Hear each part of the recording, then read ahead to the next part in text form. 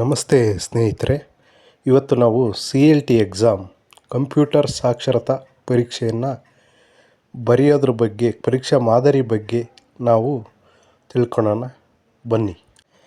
Computer ಸಾಕ್ಷರತಾ ಪರೀಕ್ಷಾ ಮಾದರಿ ವಿವರಗಳು ಹೇಗಿದ್ದಾವೆ ಅಂತ ನೋಡೋಣ ಬನ್ನಿ. ಪರೀಕ್ಷೆಯು ಆನ್ಲೈನ್ನಲ್ಲಿ ನಡೆಯಲಿದ್ದು ಮಲ್ಟಿಪಲ್ ಚಾಯ್ಸ್ ಟೈಪು ಇರುತ್ತದೆ. ಪರೀಕ್ಷೆಯಲ್ಲಿ ಒಟ್ಟು 80 ಪ್ರಶ್ನೆಗಳಿದ್ದು ಒಂದು ಪ್ರಶ್ನೆಯ ಸರಿ ಉತ್ತರಕ್ಕೆ 1 ಅಂಕ ಇರುತ್ತದೆ. ಒಟ್ಟು 80 ಅಂಕಗಳಿಗೆ ಪರೀಕ್ಷೆ ನಡೀತದೆ. ಒಟ್ಟಾರೆಯಾಗಿ ಉತ್ತೀರ್ಣವಾಗಲು 40 ಅಂಕಗಳನ್ನ ಪಡೆಯಬೇಕಾಗುತ್ತೆ. ಒಟ್ಟು 90 ನಿಮಿಷದ ಪರೀಕ್ಷೆಯ ಅವಧಿಯನ್ನು ಹೊಂದಿರುತ್ತದೆ. ಪರೀಕ್ಷೆಯು ಒಂದು ಪ್ರಶ್ನೆ ಪತ್ರಿಕೆಯನ್ನು ಹೊಂದಿದ್ದು ಥಿಯರಿ ಮತ್ತು ಪ್ರಾಕ್ಟಿಕಲ್ ಪ್ರಶ್ನೆಗಳನ್ನು ಹೊಂದಿರುತ್ತದೆ. ಆನ್ಲೈನ್ನಲ್ಲಿ ಪರೀಕ್ಷೆ ಆರಂಭಿಸುವ ಮೊದಲು ಪರೀಕ್ಷಾ ಭಾಷೆಯನ್ನು ಆಯ್ಕೆ ಮಾಡಿಕೊಳ್ಬೇಕು. ನೀವು ಯಾವ ಭಾಷೆಯನ್ನು ಆಯ್ಕೆ ಮಾಡಿಕೊಂಡಿರ್ತೀರೋ ಅದೇ ಭಾಷೆಯಲ್ಲಿ ಪರೀಕ್ಷಾ ಪ್ರಶ್ನೆಗಳು ಗೋಚರಿಸ್ತವೆ. ಕನ್ನಡ ಅಥವಾ ಇಂಗ್ಲೀಷ್ ಯಾವುದಾದ್ರು ಒಂದು ಭಾಷೆನ ನೀವು ಆಯ್ಕೆ ಮಾಡ್ಕೋಬೇಕಾಗತ್ತೆ, ಅದು ಕಂಪಲ್ಸರಿ.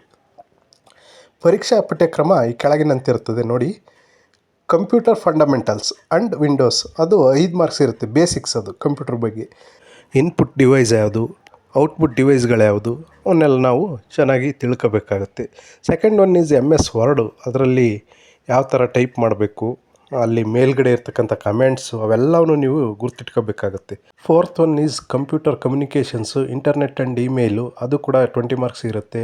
ನುಡಿ software and knowledge in word, ಅದು ಕೂಡ 10 ಮಾರ್ಕ್ಸು. ಪವರ್ ಪಾಯಿಂಟು ನಮಗೆ 5 ಮಾರ್ಕ್ಸಿಗೆ ಇರುತ್ತೆ. ಇದಿಷ್ಟು ಸಿಲೆಬಸ್ಸು ಮತ್ತು ಮಾರ್ಕ್ಸ್ ಸಂಬಂಧಪಟ್ಟಂಗೆ ಒಟ್ಟು 80 ಮಾರ್ಕ್ಸಿಗೆ ಅದು ಪರೀಕ್ಷೆ ನಡೀತದೆ.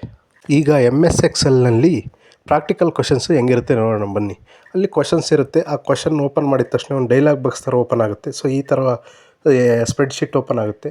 ಸ್ಪ್ರೆಡ್ಶೀಟ್ ಓಪನ್ ಆದಾಗ ಒಂದೇನೋ ಮಾಹಿತಿ ಕೊಟ್ಬಿಟ್ಟು ಅದಕ್ಕೆ ಆಲ್ ಬಾರ್ಡ್ರ್ ಹಾಕಿ ಅಂತ ಹೇಳ್ತಾರೆ.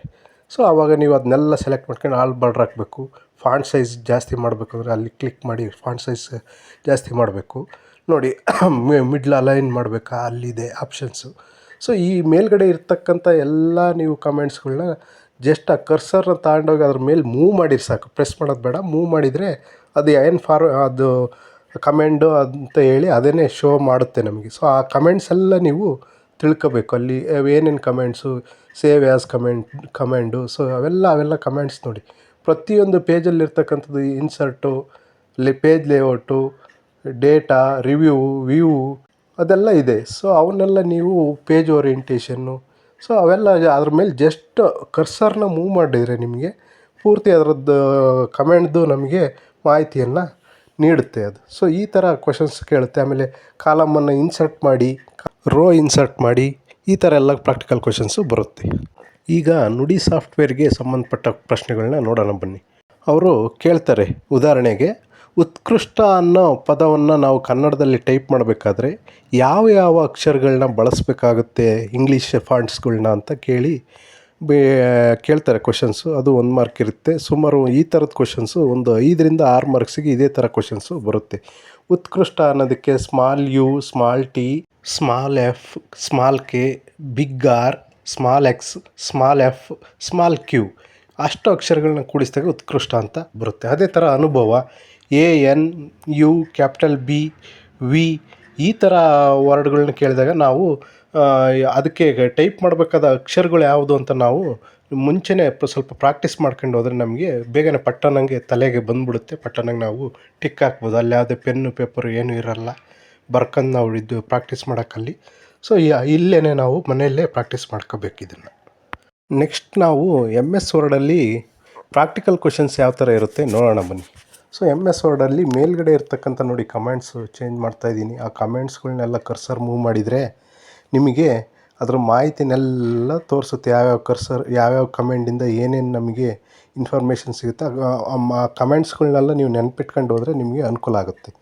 ಸೊ ಇದರಲ್ಲಿ ಪ್ಯಾರಾಗ್ರಾಫ್ ಯಾವ ಥರ ಮಾಡಬೇಕು, text selection, cut, copy, paste, font size, ಬೋಲ್ಡಾ, ಇಟಾಲಿಕ್ಕಾ, ಅಂಡರ್ಲೈನ್ ಮಾಡಬೇಕಾ, ಅಲೈನ್ಮೆಂಟ್ ಆಫ್ ಟೆಕ್ಸ್ಟು, ಆ ಸೆಂಟ್ರು, ಲೆಫ್ಟು, ರೈಟು, ಅದನ್ನೆಲ್ಲ ನೀವು ನೋಡ್ಕೋಬೇಕು. ಮತ್ತು ಅದನ್ನ ನೀವು ಪ್ರಾಕ್ಟೀಸ್ ಮಾಡಬೇಕು. ಅಲ್ಲಿ ಪ್ರಾಕ್ಟಿಕಲಾಗಿ ಕ್ವಶನ್ ನೀವು ಮಾಡಬೇಕಲ್ಲಿ. ಅದು ಬೋಲ್ಡ್ ಮಾಡಿ, ಇಟ್ಯಾಲಿಕ್ ಮಾಡಿ, ಅಂಡರ್ಲೈನ್ ಮಾಡಿ ಅಂತ ಕೇಳುತ್ತೆ. ಆಮೇಲೆ formatting text, changing font size, colour, ಈ ಥರ ಎಲ್ಲ ಕ್ವಶನ್ಸು ಬರುತ್ತೆ ನಿಮಗೆ.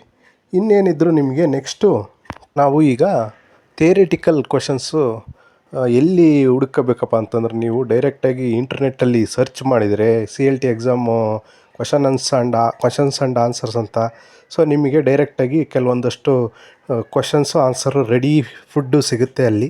ಸೊ ಅದನ್ನು ನೀವು ಬಳಸ್ಕೊಂಡ್ರೆ ನಿಮಗೆ ಆರಾಮಾಗಿ 40 ಮಾರ್ಕ್ಸನ್ನು ನೀವು CLTಲಿ ಪಡ್ಕೋಬೋದು.